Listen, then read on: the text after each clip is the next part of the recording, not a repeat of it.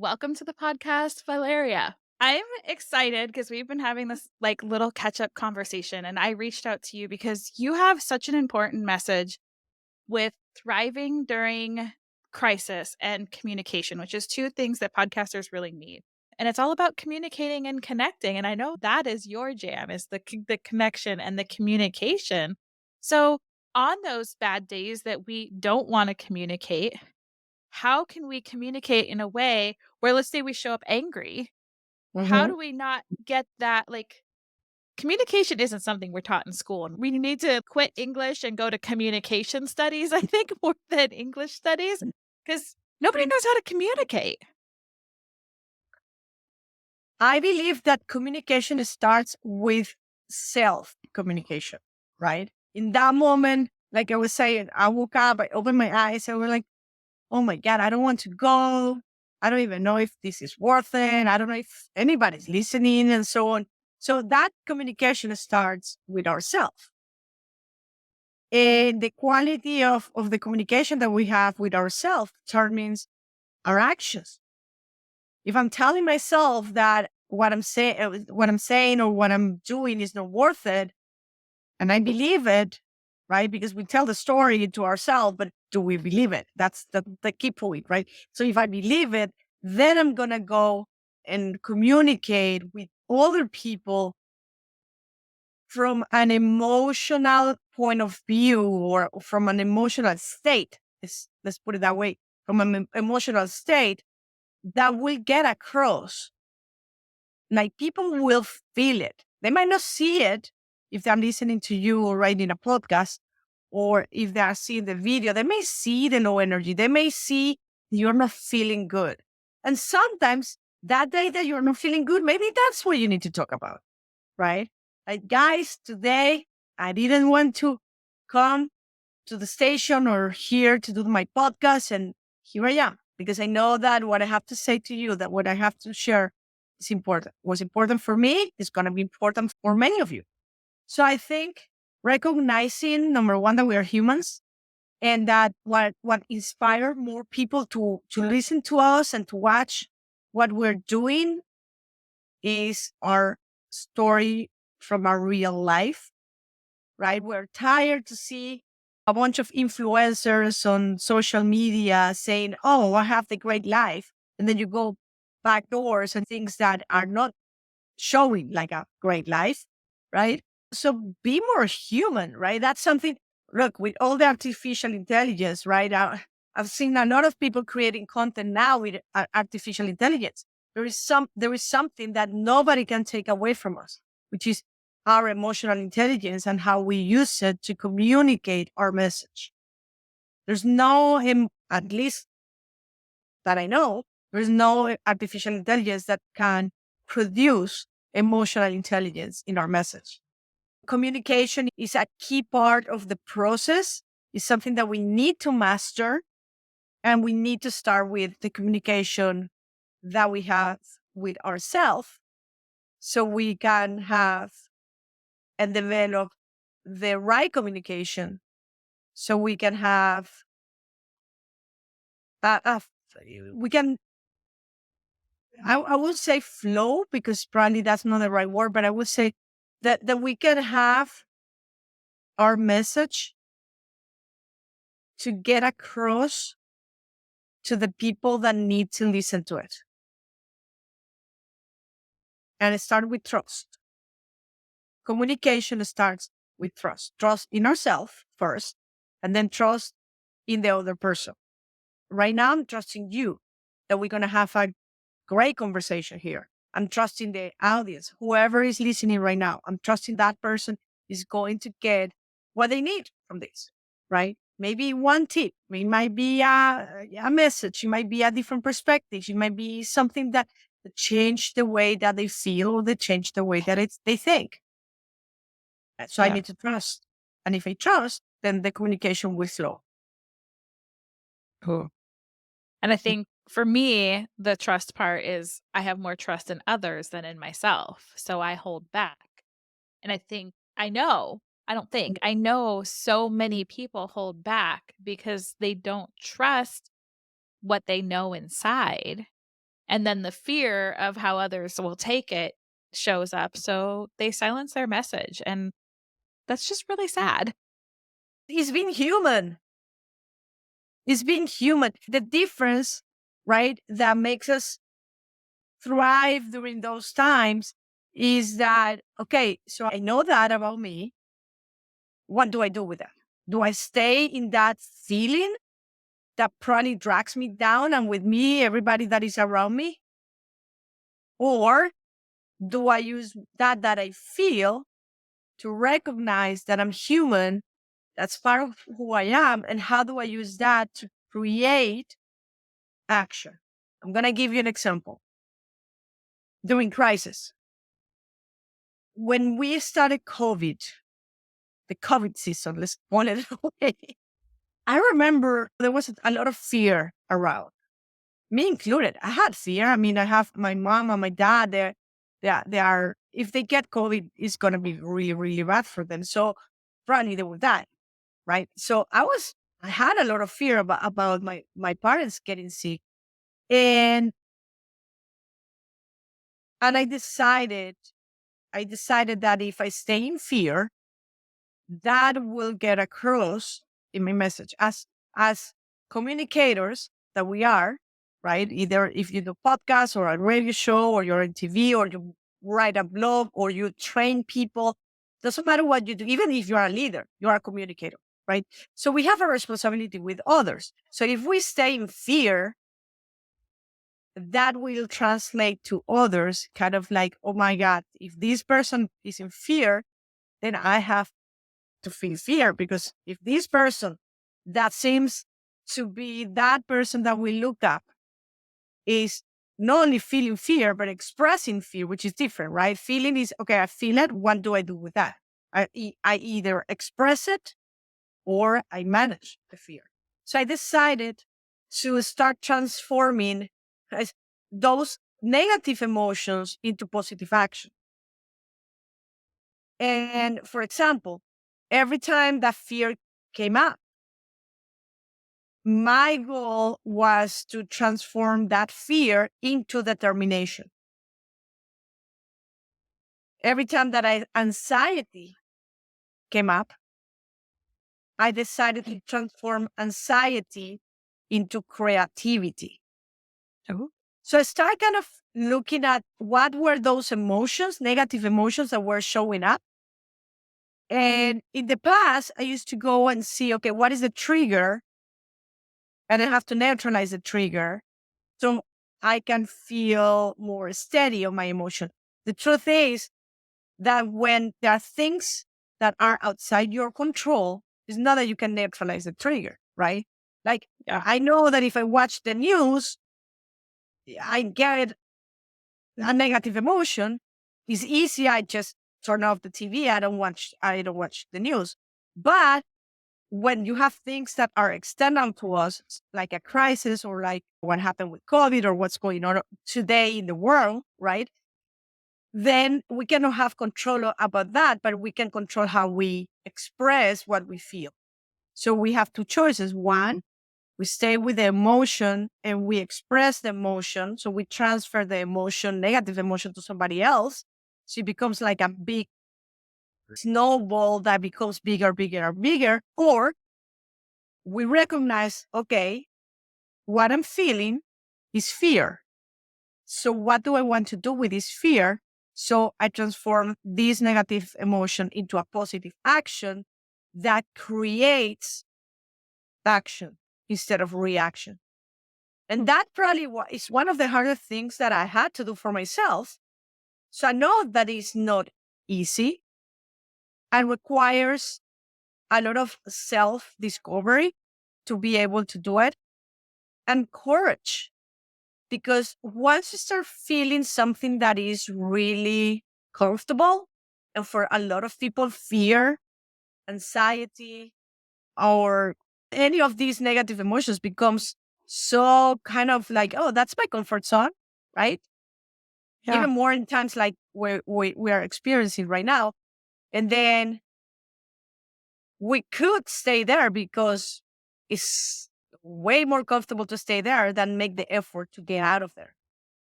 Yeah. Sure. It's crazy how the comfort zone can be so uncomfortable, yet we're comfortable with the uncomfortable, even though the other side might be the true comfort. Exactly. Yeah. Wow. So during time of crisis, so we were talking about like just the days we didn't want to show up. But what if there's something like we're talking COVID? Like I always now my life is like, was that before COVID or after COVID? That's kind of like a judge of time now for me. I was just talking with a friend about that. But like in this time, there's so many triggers coming at us. So I love this redirect of like, okay, let's not focus on like getting rid of the triggers. Let's focus on what we do with the triggers reaction inside. But Right. during crisis, if we're trying to communicate, like we're talking about for a podcast or in our marketing, how do we not let that crisis drive? How do we share it without it being the driving force? Because if we're driving the force with crisis, we're going to collect a lot more of that crisis energy back. So, because you're the master of Right. communication and doing all these things, how do we communicate during those times and not collect more crisis? Yeah, yeah, that's a great question because that's where, and I think you used that word redirect, right? There is a connection between the emotion and the words that we say. Every communication, it has to have an emotion attached to it, right? If we communicate without an emotion, then it's like talking to a robot, right? Or listening to an audiobook, right? Uh, when you want to communicate effectively, you have to have an emotion that comes behind it. It could be an emotion such as excitement, or it could be an emotion that reflects hope or faith or trust, or I don't know, an emotion that basically creates the influence that you want to create in people. For example, if I want to communicate something that makes people feel excited about, my emotion has to be aligned with that goal that I want to achieve. Or if I want to influence a group of people with my communication so they feel hopeful for the future, well, then my communication has to have an emotion behind it that is aligned to that we want people to feel. The right question is, how do you deal with, or how do you communicate when you feel a certain emotion, negative emotion, but the emotion that you want to influence in people, or the action that you want to influence in people is different, right? It's a positive one. So if, let's say that I have fear and I want to move people into action, a lot of leaders, the biggest mistake, and I'm super happy that you shared this, because a lot of the leaders or managers, let's put it that way, they feel fear because they are not achieving the numbers, for example, in the company. And then they go to their teams, and instead of use that fear, like I said before, and convert it into or transform it into into determination, right? So the team become together and determined to achieve the goal. Then what the manager does, this manager has fear. He goes in front of the team and he says, guys, if we don't make the numbers, they're gonna fire us. And now you have 20 people, right, with fear, and that I don't think is good for productivity, right? No. And that's what most people do, right? When we watch TV and we look at the news, or we listen to a lot of managers in companies, they're expressing their fear and moving people using fear to move them. But that doesn't create productivity. That's create drama, that's create chaos, that's create a lot of problems within the organization. And so to your question, is first think about what is that I want to leave people with, right? What is that I want people to feel? I have a belief, I have the belief that I have to leave people in a better emotional state than when I found them, whatever that is. But to me, is if today something happened that I felt fear, let's say, I have to break as a leader. I have the responsibility as a communicator. I have the responsibility to work on myself first before I open the mic and talk to somebody else.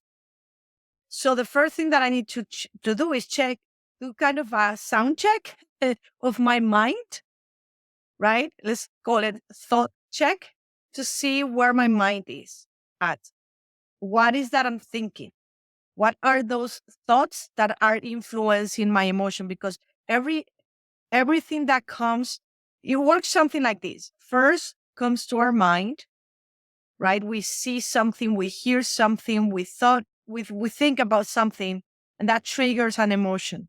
And then the emotion triggers a reaction that most of the time comes in the form of communication, either physical communication with the hands, crying, shutting down, or with the words that we say. So as leaders, as communicators, we need to do a thought check, an emotional check before we open the mic. And if we see that we are not in the emotional state that we need to be, then have a strategy that helps you transform that negative emotion into that positive action that you need, so you can serve that person that is waiting to hear your message.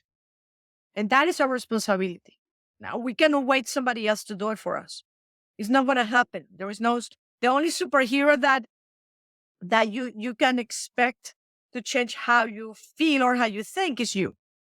Now, can you put a pause in something negative in your life that is probably draining you, that is making you feel that many things today that, and you don't want to be in front of camera or in front of mic?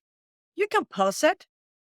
And then if you don't want to do it for yourself, at least do it for those that you have the responsibility to communicate with, either your team or your audience, in the case of the podcast. Yeah. Oh, I'm like that pause for me sometimes, like I shared with you, I'm getting over something. I'm not feeling great. I had to, before I did this, I made sure that I had 30 minutes that I could have sit, relax Mm. my voice, do all the sinus things so that I could show up with my best energy. Is this my highest energy right now? No, but it is that redirect. So it can be something for me when I hear you say this. I'm like, you can take as much time as you want, but sometimes, again, the cure for pod fade is that we don't want you fading away on showing up. So I love that pause, that moment of pause, like, okay, this really sucks what's going on, but I can either tell you you're all getting fired, or I could take a moment and be like, how can I actually motivate versus I just that analogy opened up so many ways for myself because I'm a team of one over here. Yeah, That's like, okay, well, I can talk to all those inner people that have all those point of views that are running around in my head the same way I could manage a team. exactly. Exactly. And remember always why you're doing what you're doing, why you started. Like, what made you open the mic the first time and say, hey, everybody, I'm here to what? Remember that moment. Because what happened is that when we get into it for too long, sometimes too long could be a month or too long could be years, right? Yeah. We may forget the reason why we decided to do it. And we just need to remember why, to then reconnect with the sense of purpose that move us out of that negative emotion that get us to, that sometimes frees people, right? So thinking about what is like, what was that thing that made you say yes? I remember why you do it. I remember those people. Look, when I wrote my book, I remember I hire a book coach. I believe in coaching. Being an executive coach, obviously a business coach. Obviously, I have to believe in coaches, right? So I have coaches for different things in my life. And when I wrote my book, I hired a book coach.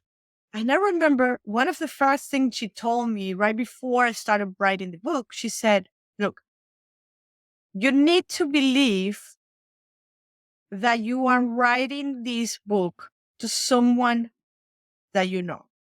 So she said, find someone that you know that you would like to give this message. So I found the person. I told her, okay, the name of this person is this, right? And she said, okay, no. Now you find a picture and you're gonna put it in front of your computer. So every time that you don't know what to say or what to write, or you have doubts, or you feel like no writing, look at that person and tell me what you will tell her that day that you don't want to write, right? Because now you have a responsibility with somebody else. So that gave me a sense of purpose. I was like, okay, I have to share everything I know, right? Before my brain shut down with all this amount of emotions and things that I was feeling because all the self doubts that comes when you put your message out there.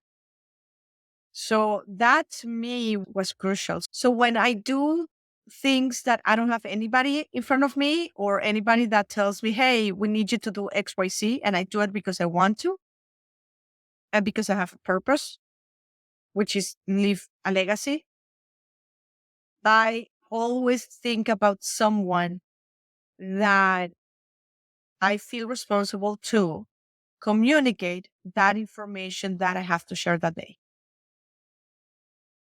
Oh, I think you just hit like every aspect of where I see a lot of business coaches failing, which is we come up with these avatars Mhm. to talk to. And it is so hard to create an avatar because it's a fake person. Then, And I have never had anyone that I've talked to say, think of somebody in your life to talk to. Find a picture of them. This could be anybody. I can think of a couple clients that I could put on my thing, and especially when you're writing a book. What is the name of your book? Just because it's, we got to yeah, yeah, it's called Success with International Customers. Is about sales. so we'll make Yeah. sure to get that in the show notes. But I'm like, you said that you wrote a book, and I got to know what the name of it is. That book, I wrote it in 2007, launched it in 2008, 2008. And basically, it was done, it had a purpose because it was specifically to help a group of real estate agents that wanted to launch their business internationally. So even though the book can work for any type of business that wants to work internationally, that book specifically was done for realtors, for real estate agents. And so what I did is I sent the books to the National Association of Realtors in the US, and they're the ones that sells the book, right? I don't even I have like 10 copies left, but I did it for them. It was kind of my gift to the industry. Oh, that's so cool. Yeah. I I'm like, okay, well then we won't put all that information in the show notes, but I'm just finishing my book right now and it's such a big accomplishment to put it in writing. I thought Yeah. speaking was a great way to connect and heal, but writing, there's something special about getting those words on a page. So congratulations for having a book Like, and hiring a book coach. In hindsight, that probably would have been a good idea, well, I brought but it we're in doing it. several ways. And the only way to do it that way was with a coach because the coach told me exactly what to do and how to do it and put help me organize my thoughts to be able to do it fast. With coaches, you fast track the process. What it could take you 5 years with a coach, you take it, what, in a year? Yeah.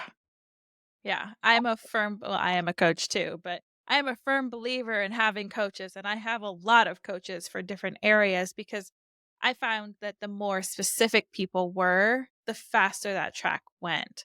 And it was what captured my attention with everybody is again that piece that you're talking about, the way they communicated their story, the way that they communicated the emotion that allowed Mhm. me to connect with them. So it all comes back to the core message of like, whether you're having a good day, a bad day, a great day, if you want to connect with other humans, you got to communicate.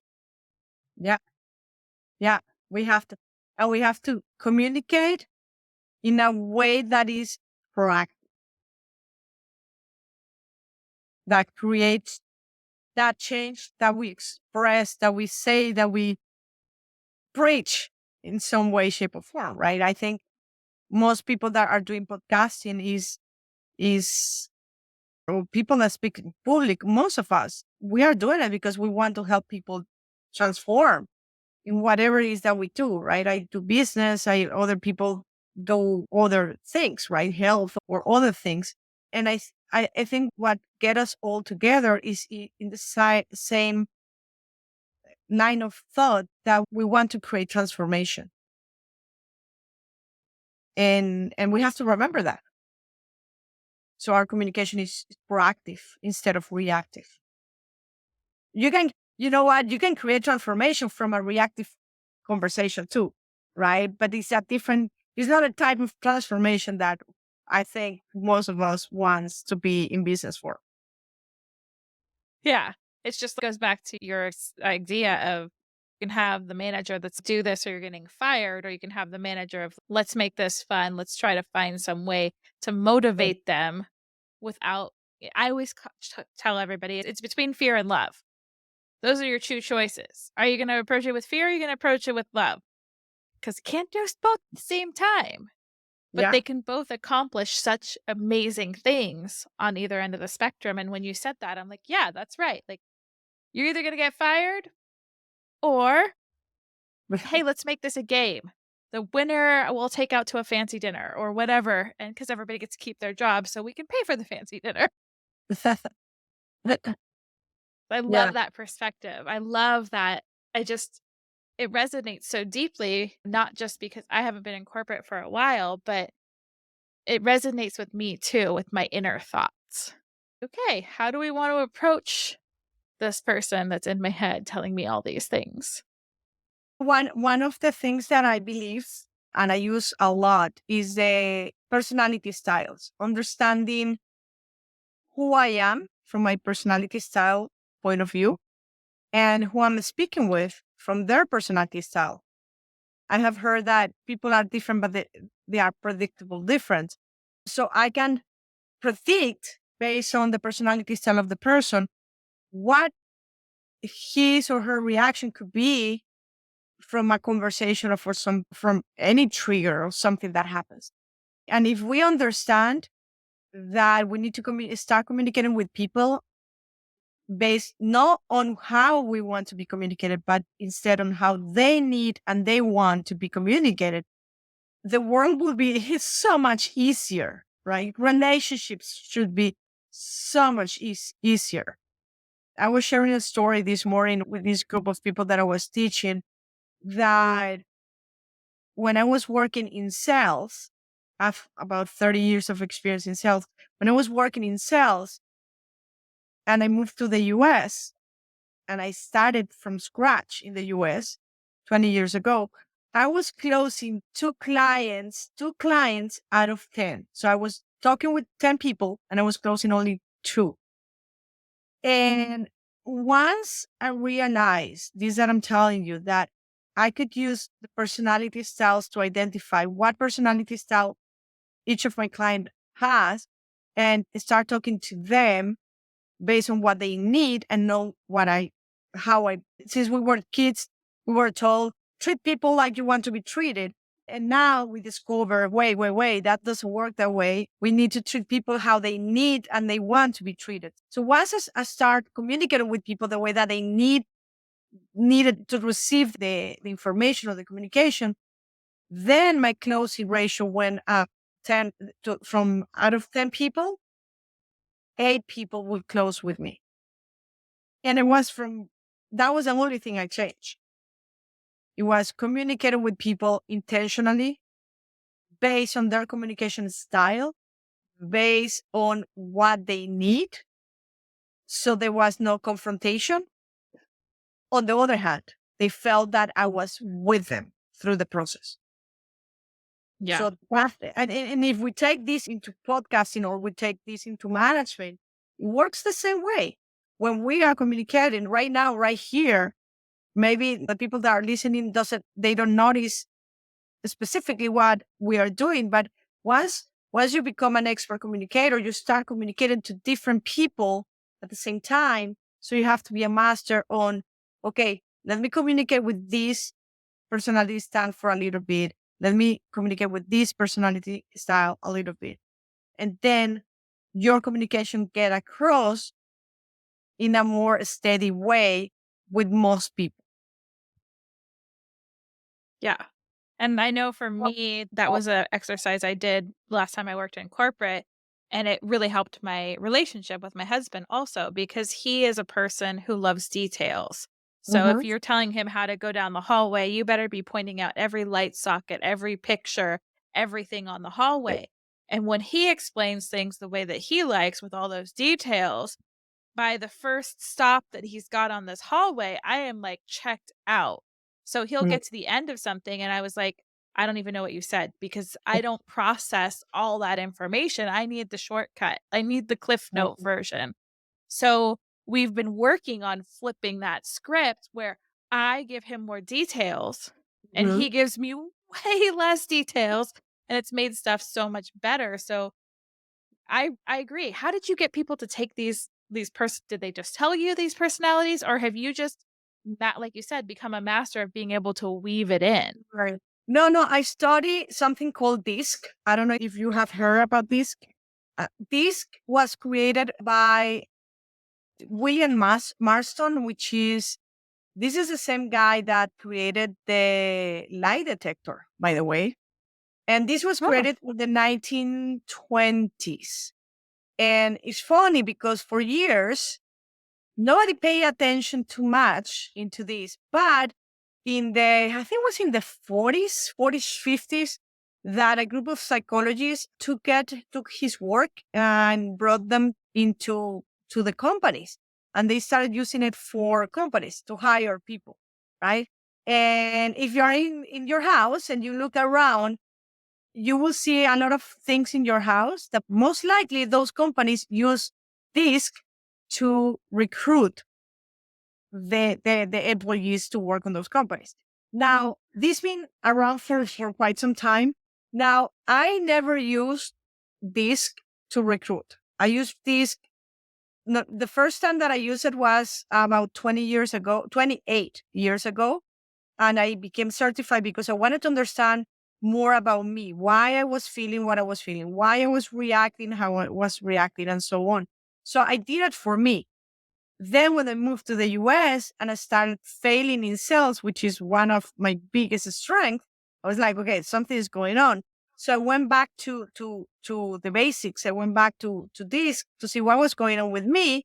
And then I started realizing, wait, I have to see this from the perspective of the client. And I started seeing, okay, so assuming that the client was this personality style, this is what happened with him or her, and that's why they didn't buy from me.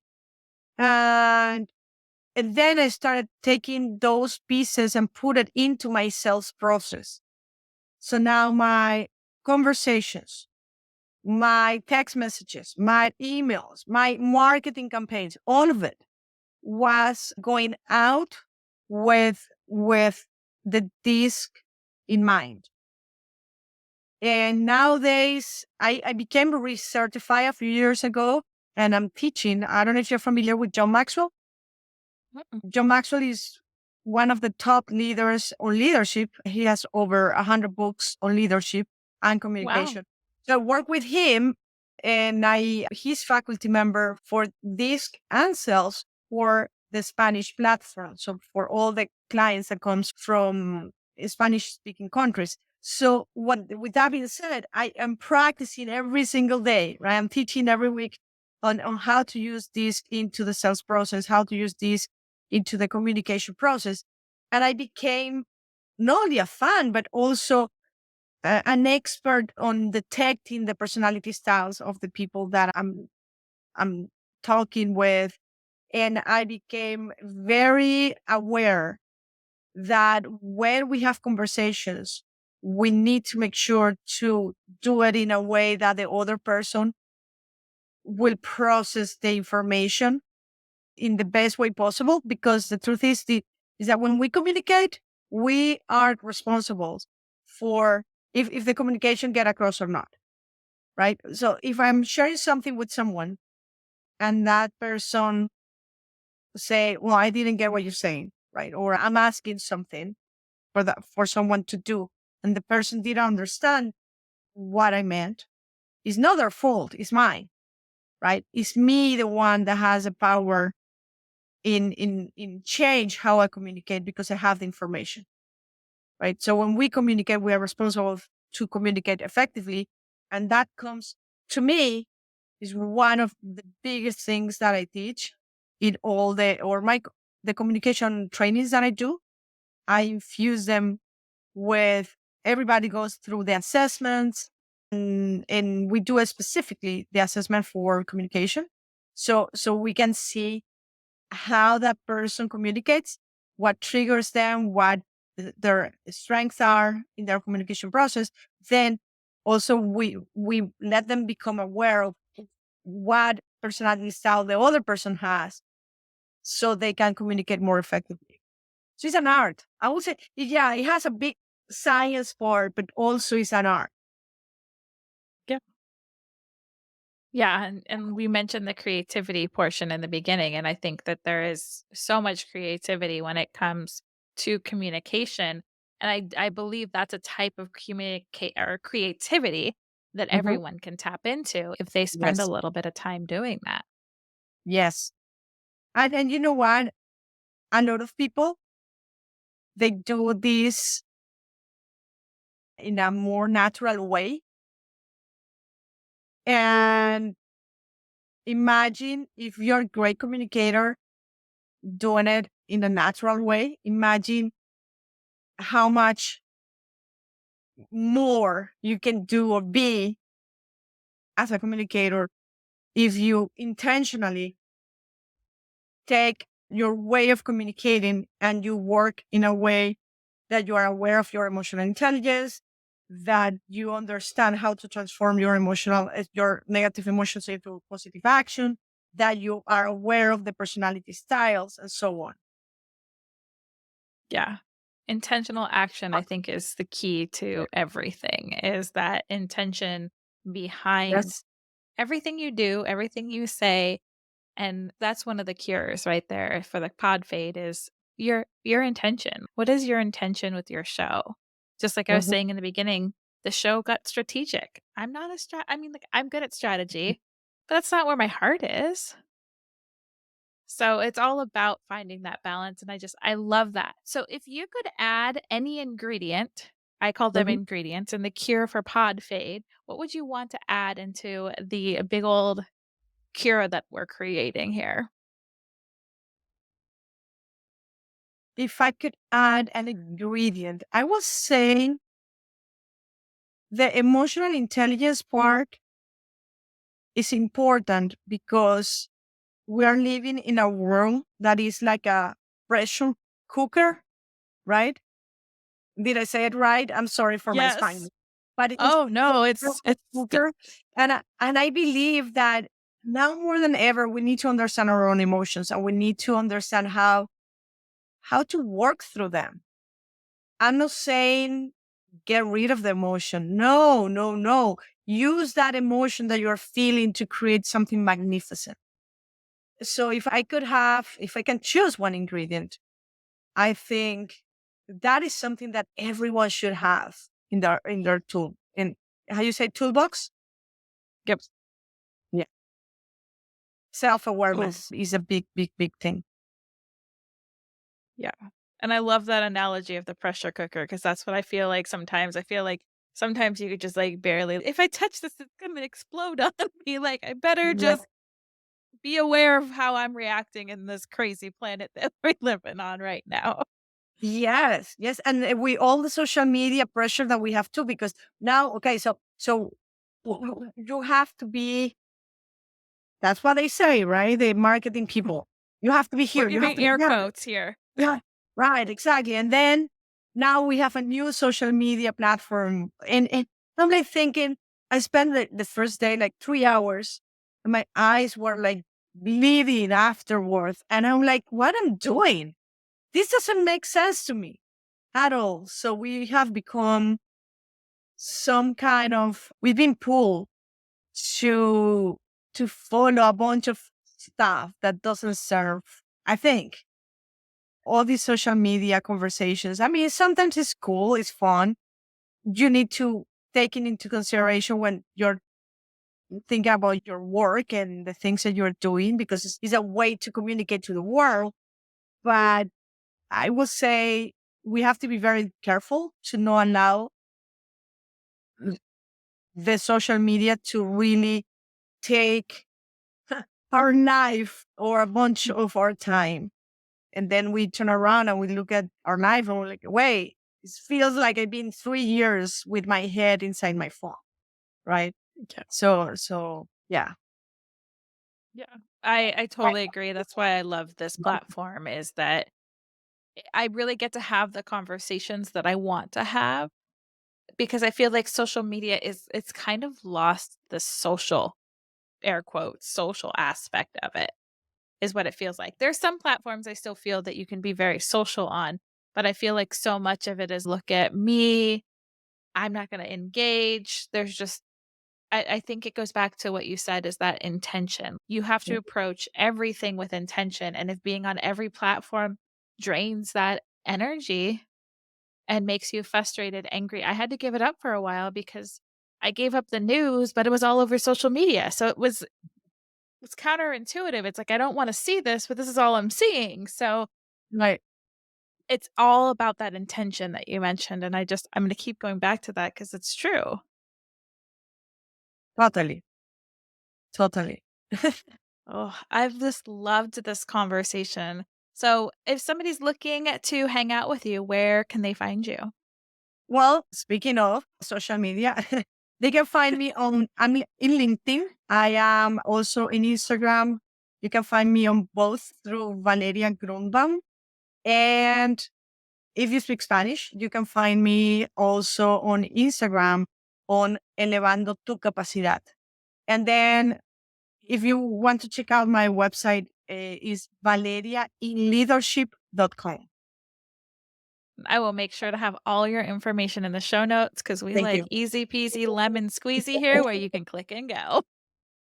Very good. I like it. I do too. Well, thank you again so much for this conversation. I think this is really like one of those gaps that's in Podfade that we have talked about with going back to your why, doing things with intention and showing up when you don't feel like showing up with intention. We're going to keep going back to that with intention. So, thank you so much for sharing your wisdom with us today. I am so grateful. Thanks for the invitation.